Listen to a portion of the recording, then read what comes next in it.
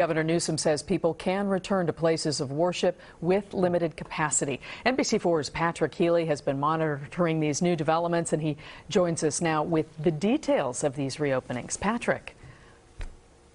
Carolyn, yes, indeed. Two big announcements on this Memorial Day holiday. Governor Newsom moving ahead on two fronts faster than he had been planning. Now, his decision to allow houses of worship to reopen is perhaps the more controversial one.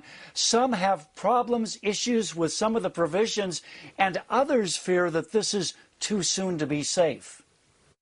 After a weekend in which some congregations chose to move ahead with services inside houses of worship, while others protested that their churches were not yet permitted to be open, Governor Newsom delivered a pathway that includes the usual face covering, social distancing, and disinfecting, and also limiting attendance to no more than 100 or a quarter of capacity, no self-serve food during fellowship, recommending against singing and group recitation, all to be reviewed in 3 weeks. There's no hugging. There has to be 6 feet of distance.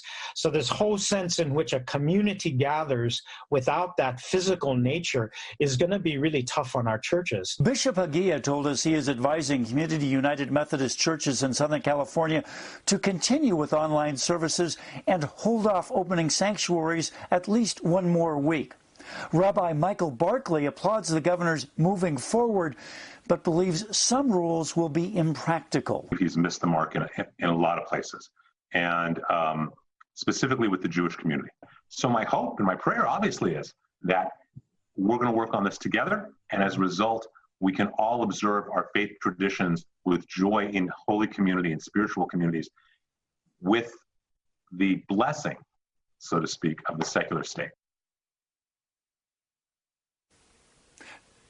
Now, among his concerns are that requiring sanctuary doors to be open for ventilation may not be good. It may be a security risk. And he also has questions about requiring people who have been fasting to wear masks that cover the nose and mouth. He thinks that is not healthy. But again, the hope is to be able to work this out.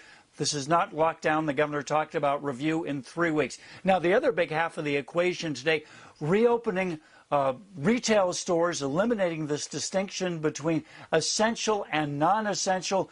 Basically, everyone can go ahead and open as long as they have a plan and follow the social distancing requirements. And we understand some of those so-called non-essential stores already have opened this afternoon. We'll have more on that coming up on our next report in the next hour. For now, reporting live, Patrick Healy, NBC4 News. Back to you, Caroline. Yeah, that is a major development.